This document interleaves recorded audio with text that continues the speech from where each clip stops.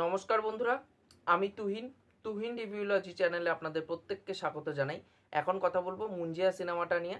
তা মুঞ্জিয়া সিনেমা মানে মুঞ্জিয়া কথাটির অর্থ হচ্ছে ব্রহ্মদৈত্য, যেটা আমরা বাংলায় বলে থাকি। তা মুঞ্জিয়া হচ্ছে একটা মারাঠি শব্দ। তা এই সিনেমাটা কেমন কি লাগলো? তা আমরা এখন প্রত্যেকেই জানি যে এই হরার ইউনিভার্সের সিনেমার মধ্যে স্ত্রী 2 রিলিজ করে গেছে।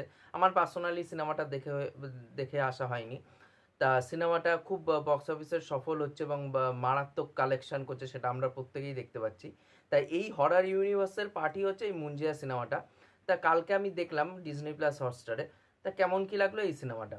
তা সত্যি কথা বলতে গেলে আমার এই সিনেমাটা অ্যাভারেজ একটা সিনেমা বলে মনে হয়েছে। খুব যে এক্সট্রা অর্ডিনারি সিনেমা হয়েছে আমি বলতে পারবো না, কিন্তু এই সিনেমাটা কিন্তু 100 কোটি টাকা মানে প্লাস এই বক্স অফিস থেকে কিন্তু ইনকাম করতে পেরেছে এবং এটা একটা সুপারহিট ভার্ডিক্ট কিন্তু এই সিনেমাটা পেয়ে গেছে।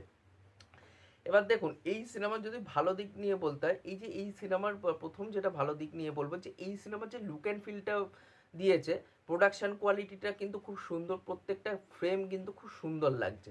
সেই জিনিসটা কিন্তু দেখতে কোথাও না কোথাও খুব সুন্দর লাগছে। আর তার থেকেও বড় কথা হচ্ছে যে যদি এখানটা পারফরমেন্সের কথায় আসি, এখানে পারফরমেন্স প্রত্যেকের খুব ভালো। বিশেষ করে যে ছেলেটি মুখ্য চরিত্রে অভিনয় করেছে তারও অভিনয় খুব সুন্দর। এখানে মুঞ্জিয়ার চরিত্রে যে ক্রিয়েচারটাকে দেখানো হয়েছে, তার ছোটবেলায় যে বাচ্চাটি অভিনয় করেছে, সে বাচ্চাটাও কিন্তু খুব সুন্দর করে অভিনয় করতে পেরেছে, সেটা কিন্তু খুব সুন্দর লেগেছে। এবং এখানটায় ডিরেক্টর যে ফার্স্ট হাফে বিশেষ করে যে স্পুকি একটা ভাইবস দেওয়ার চেষ্টা করেছে, সেটা কিন্তু তিনি সক্ষম হয়েছে, যে স্পুকি ভাইবসটা কিন্তু ওয়ার্ক করে সেই জিনিসটা দেখতে। এবং তার সাথে সাথে এই সিনেমায় যে গানগুলো আছে, সেই গানগুলো কিন্তু খুবই সুন্দর। এখানে মোনা সিংয়ের অভিনয় খুব সুন্দর লাগে তাকে, এবং পার্শ্ব চরিত্রে যারা যারা অভিনয় করে তাদেরও অভিনয় খুব ভালো লাগে। তো এই ছিল এই সিনেমার পজিটিভ দিক। এবার যদি নেগেটিভ দিকে চলে আসি, তো এই সিনেমাটা যেটা প্রোভাইড করছে, যে একটা হরার কমেডি, তা কমেডি কিন্তু এখানটা বলতে গেলে খুবই কম। বিশেষ করে সেকেন্ড হাফে কমেডিগুলো ওয়ার্ক, কিছু কিছু জায়গায় ওয়ার্ক করে, আবার কিছু কিছু জায়গায় ওয়ার্ক করেও না। কিন্তু ফার্স্ট হাফে কমেডি নেই বললেই চলে।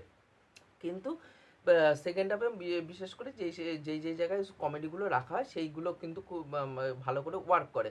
এবং আরেকটা যেটা আমি ভালো দিক নিয়ে বলতে চাই, সেটা হচ্ছে যে এই সিনেমায় যে সেকেন্ড হাফের যে মানে একদম ক্লাইম্যাক্স পোর্শনের 30 থেকে 40 মিনিটের ওই যেই সিনটা আছে, সেই সিনগুলোতে কিন্তু খুব এঙ্গেজিং, সেগুলো কিন্তু ভালো লাগে। কিন্তু ওভারঅলে যেই এঙ্গেজমেন্টটা হওয়া দরকার একটা সিনেমার ক্ষেত্রে, সেটা কিন্তু হয় না। এবং বললাম যে এখানটা কমেডির বড় অভাব, যেটা আমি ভেরিয়াতেও কিন্তু কমেডিটা খুব সুন্দর করে ওয়ার্ক করেছিল, বা স্ত্রীতে তো ওয়ার্ক করেই ছিল। তা এই সিনেমাতে কিন্তু সেইভাবে কমেডিগুলো ওয়ার্ক করে না।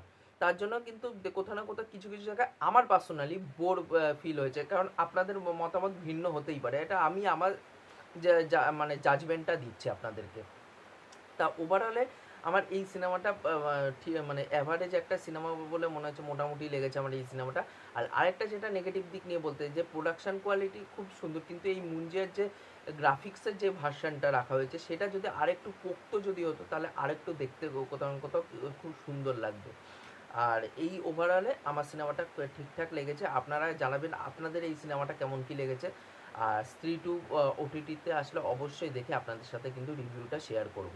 তাই এই ছিল আমার ওভারঅল বক্তব্য। ভিডিওটি ভালো লাগলে অবশ্যই লাইক শেয়ার সাবস্ক্রাইব করে দিয়ে যাবেন, তাহলে মোটিভেশন পাবো নতুন নতুন ভিডিও বানানোর জন্য। এখনকার মতন টাটা, বাই।